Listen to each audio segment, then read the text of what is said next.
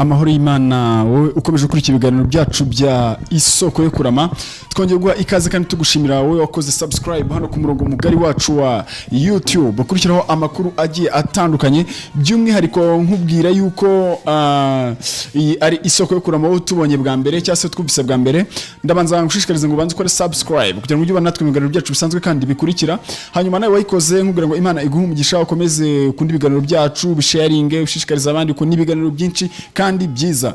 Nk'ibisanzwe uyu munsi dufite ingingo iteye itya, ndagira nkubwire ko tumaze igihe turi muri tour cyangwa se turi kugenda tuzenguruka hirya no hino mu mirenge itandukanye y'akarere ka Gisagara, aho turi mu marushanwa ariko tugenda duselectinga amatorero atandukanye, by'umwihariko yibanze ku muco nyarwanda, cyane cyane mu bigendanye n'imbyino ego, ariko by'umwihariko imbyino zigaragaza umuco nyarwanda. Rero harimo amatorero agiye atandukanye yagiye abasha gutsinda, kuko aya marushanwa ni amarushanwa yatewe inkunga n'isoko yo kurama, ariko by'umwihariko ku bufatanye n'akarere ka Gisagara. Mbone rero gato mbanze nsuhuza abantu badukurikiye, nsuhuza abantu mwese hano mu ntara enye z'igihugu cyacu cy'u Rwanda, iburasirazuba, iburengerazuba, amajyaruguru, hano mu majyepfo. Mvuze ngo hano mu majyepfo ko ariho turi uyu mwanya bitewe n'ibyo nkubwiye tumaze igihe turimo. Ubu rero turi mu karere ka Gisagara, aho nkubwira ko mbanza gusuza imirenge itandukanye hano mu karere ka Gisagara. Harimo umurenge wa Ndora, abari Kansi, abari mu murenge wa Kigembe, abaherereye mu murenge wa Gasave. Mwe mwese tugiye dukomeje kugenda tubasuza kandi tubifuriza amahoro y'Imana. Ariko nyine by'umwihariko ntabwo twabura gusuza nawe mwese ko nimwe twabwira muri ntara enye z'igihugu cyacu cy'u Rwanda, ndetse by'umwihariko no mu mujyi wa Kigali. Mwebwe mwese amahoro y'Imana akomeze kubana namwe. Hanyuma ndakubwira ko ngiye ugusuza kandi ukwifuriza ikaze nk'ibisanzwe. Nitwaga kuri Janvier mu biganiro byacu bisanzwe kandi bikurikira. Ndabanza nkubwire yuko kandi ugomba kwibuka siroga yacu, amagambo yacu dukunda gukoresha hano n'amagambo ugomba guhora wibuka utekerezaho. Turwanye karande mbi. Turwanye karande, turwanye karande, turwanye karande. Turwanye karande mbi. Karande mbi, iyo tuvuze karande mbi habaho na karande nziza, ariko twe turwanye karande mbi. Mwibutsa wowe muntu ukora, kora cyane ariko usenga.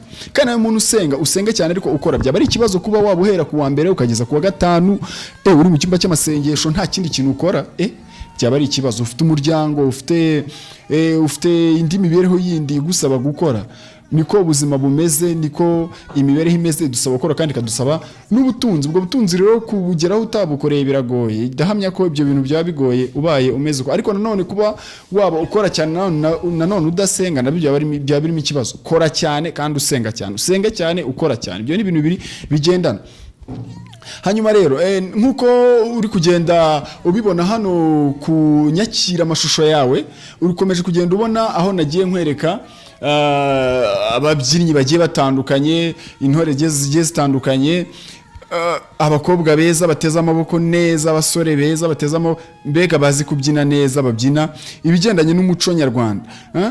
Ni ukuvuga ngo aya marushanwa yateguwe n'isoko yo kurama, ariko ku bufatanye n'akarere ka Gisagara nkuko namaze kubikubwira. Ayo marushanwa rero akaba ari amarushanwa ashingiye ku muco. Aya marushanwa azahuza imirenge cyangwa se agenda ahuza imirenge itandukanye, aho twatangiye ku itariki ya 19 kugeza ku itariki 22, aho rero twagiye duselectinga amatorero atandukanye bitewe nuko yagiye atsinda. Finali rero ikaba izabera ku nzu y'urubyiruko izwi nka Gymnase ya Gisagara. Ngira ngo ni inyubako nziza cyane, tuzakomeza kugenda natwe rero tuhababera tubakurikiranira uko bimeze. Nukurikira ibiganiro byacu bisanzwe hano ku isoko yo kurama, uragenda ubonamo ibiganiro twagiye ibiganiro bimwe twagiye tuguterura by'ayo marushanwa, ababyinnyi babyina bahatana muri buri murenge, byose twagiye tubishyiraho. Mwe mu burusho kugenda mudukurikiye muzarusho kugenda mubimenya. Nibyo rero dukwiye gusigasira umuco wacu, dukwiye kureberera umuco wacu ntugacike ntugasaze, kuko ni twebwe duhari hano kugira ngo tuwusigasire, kuko burya igihugu kitagira umuco kiracika. Bajya bavuga ngo katagira umuco karacika. tubeho rero dusigasiye umuco wacu, ni umuco mwiza, umuco nyarwanda. Ubusanga kenshi urubyiruko rutajya rupfa kumenya cyane iby'umuco, usanga bari mu bindi bintu, nabyo ni byiza, ariko n'umuco tuwumenye tuwushyigikire. Tumenye umuco wacu tuwushyigikire. Ngira ngo rero mwihatana ryagiye ribaho, twabonyemo amatorero azi kubyina cyane pe. Ndi kwirinda guhita mentioninga itorero runaka kubera ko hakiri finali bitari byarangira, ariko mwe nimukomeza kudukurikira ku mbuga nkoranyambaga zacu muragenda mubisangaho, murarushaho kugenda mubibona. Hanyuma rero ikindi kintu ntakwibagirwa kubabwira kandi gitangaje nuko aya matorero yose ari guhatana, aya matorero yose azaba ari finali ku itariki 29 Werurwe, cyangwa se muri kwa gatatu. Hari igihe usanga hari n'abantu bamwe namwe batazi ko yuvuze Mutarama, Gashyantare, Werurwe, Mata, Gicurasi, Kamena, kuzamura. Hari abantu badashobora kumva ibyo bintu kuko hari umunyamakuru umwe numvise kora ku gitangazamakuru gikomeye, nawe ngo bamugira inama n'ubwo ati uri kuvuga amakuru kavuga ngo Werurwe, ngo Mata, ngo Nyakanga, ibyo ntabwo tubimenya, tujye uvuga kwa mbere, kwa kabiri, kwa gatatu cyangwa kwa kane. Ariko ibyo nabyo ni dukwiye kumenya ko ni Ikinyarwanda. Yego rero narimo nkubwira ko ibyo bihe kuri iyo tariki ya 29 abazabasha itorero rizaba irya mbere, ndetse n'abandi bantu bazaba bagiye babyina neza cyangwa se bigaragaza neza, ubona ko ari abantu bamerita kuba koko ari ababyinnyi rwose kabuhariwe. Abo bantu bose bazatoranywa babumbirwe hamwe bakora itorero ryiza akarere ka Gisagara. Ni ukuvuga ngo rero wowe usanzwe ukunda umuco nyarwanda, ukunda imbyino gakondo, ubane natwe udukurikira hano hantu, urabasha kugenda ubona impano zitandukanye. Hano muri kano karere ka Gisagara hari impano zitandukanye, harimo abantu bazi kuvuga imivugo ku rugero ruri hejuru cyane, abantu bazi kuvuga amazina y'inka ku rugero rwo hejuru. Mwebwe mukurikire hano gahunda za Isoko yo Kurama, murushaho kugenda mubona byinshi. Muri gahunda rero Isoko yo Kurama dufite gahunda yo kugenda tubereka impano zitandukanye. Hari ibiganiro bitandukanye twagiye tubakorera, muragenda mubona kandi muzagenda mubona hano, n'abatumirwa batandukanye hano mu karere ka Gisagara. Ikintu cyadutangaje by'umwihariko nk'Isoko yo Kurama nuko twabonyemo abana bato cyane bazi ibigendanye n'umuco nyarwanda ku rugero rwo hejuru rutangaje. Njya ndeba nkabona mu mijye kenshi ngemba mbona bigoye kubona abana bakiri batoya mu myaka 10 ubona bazi neza ibigena, ariko hano nabonye utwana duto tubyina. Ni ibintu byiza cyane. Mwe mudukurikire muzarushaho kugenda mubona ibintu byinshi kandi byiza. Uburyo rero bikorwa, haba hari abajaji bajajinga bakagaragara, buri umwe akajajinga kurikije uko abibona. Ni abajaji b'abahanga bari mu bazi neza iby'umuco nyarwanda, harimo rwose ubona abantu bakuru ubona ko babizi. Rero nibo bajaji baba barimo bakajajinga ibintu rwose ubona biri ku mucyo.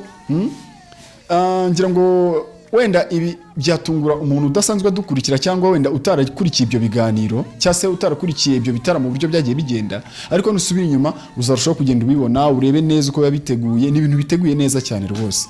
Tubona rero gushimira akarere ka Gisagara kaba katekereje ku rubyiruko, kagatekereza ku baturage, kagatekereza ku byiza nyine bikwiriye abaturage. Turashimira rwose ubuyobozi bwiza bw'akarere ka Gisagara buba bwafatanyije n'abafatanyabikorwa nk'Isoko yo Kurama, bakabasha kugezaho abaturage bacu ibintu byiza rwose. Ubona ko akarere ka Gisagara akomeje gutera imbere, by'umwihariko muri ibi bintu by'umuco nyarwanda. Rwose akarere gateye imbere cyane, ubona ko imirenge gafite n'abaturage gafite barabyumva pe, barabyumva. Turashimira ubuyobozi bw'akarere, umuyobozi w'urubyiruko, ko bose rwose barebye bakabitekerezaho, bakabona yuko iki kintu gikwiriye. Dushimira n'umufatanyabikorwa rero Isoko yo Kurama, nawe ubu hari kugira ngo iki gikorwa kibashe kugenda neza kandi kirushaho kugenda neza. Hanyuma rero ntabwo nabura kandi kongera kukwibutsa yuko ibi bintu bigiye birimo ibihembo bitandukanye. Amatorero yagiye azamuka, amatorero yagiye abasha gupasinga akigira mu kindi cyiciro gikurikiye. Hari agashimwe bagiye bahabwa ko kubafasha ndetse no kwitegura nayo marushanwa. Nabyo ni ibintu byiza, kubera yuko burya bijya bivuga ngo iyo wataramiye umwami neza burya ngo arakugabira. Yego rero abaturage bahanga mu karere ka Gisagara bagiye nabo ababashije kuzamuka muri ayo matorero yabashije kuzamuka, bagiye bagira ishimwe bahabwa. Hano mu karere ka Gisagara nabonye ari ahantu hera cyane ibigori, nabonye ari ahantu hera ibigori cyane. birashoboka ko ahari wenda mu musaruro tubona muri iki gihugu cy'u Rwanda ahari birashoboka ko umusaruro munini ukomoka ku bigendanye n'ibigori, ubwo wenda haba harimo amafu y'ibigori cyangwa se n'ibindi nk'ibyo. Ntekereza ko bituruka hano mu karere ka Gisagara cyane. Nabonye ari ahantu heza rero rwose hera, ni akarere keza, bantu mutarahagera muzagerageze muhagere muhasure murebe, ni ahantu heza cyane rwose, ni ahantu heza cyane. By'umwihariko nk'uko mbibabwira, igikorwa cy'ubuhinzi, igikorwa cy'ubworozi, nabonye ari ahantu heza wabasha kubikorera rwose. Yego, hanyuma rero dukomeje kubashimira hano mu biganiro byacu byo ku isoko yo kurama, ariko mujye mwumva iryo jambo isoko yo kurama. Ukurikira ahandi hantu henshi, ariko bigeze aho ngaho uvuga utari ko isoko yo kurama aho hantu hari iki uyu munsi bashyizeho iki, uze uhanyarukire uturebe. Mu gihe uri mu kazi ushobora kunyarukiraho ukareba uko bimeze, mu gihe uri kuruhuka se urangije akazi. Bura turashimira abantu badukunda, abantu badukunda ku buryo we ajyaho gusa agashyiraho akiyumvira, ari nko mu kazi cyangwa ari no mu modoka cyangwa ari no mu yindi mirimo ye, akiyumvira atari no kureba gusa, kumva akavuga ati reka nkurikire numva aho bivuye naho bigeze. Hari n'undi uba ufite umwanya nawe akavuga ati ariko reka ndebeho uyu munsi uko bihagaze. Mwebwe mwese turakomeza tubashimire cyane, ndetse nawe utubonye bwa mbere dukunde ukurikira ibiganiro byacu. Hano ibiganiro byinshi kandi byiza, si ibi biganiro byonyine biriho gusa cyangwa tuzakomeza kugenda tubakorera, hari n'ibindi biganiro cyane byibanda no mu buryo bw'iyobokamana, tuganira n'abantu benshi mu buhamya butandukanye.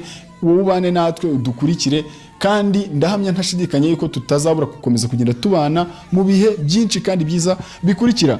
Hanyuma rero icy'ingenzi gihari, aya marushanwa nawe ugenda urebeho, ugire na utanga amanota, uvuga ati ariko ndabona ngiye ritorera ari ryo rizatsinda, ndabona iringira ari ryo rizatsinda, ndabona mukurikije uko mugenda mubibona.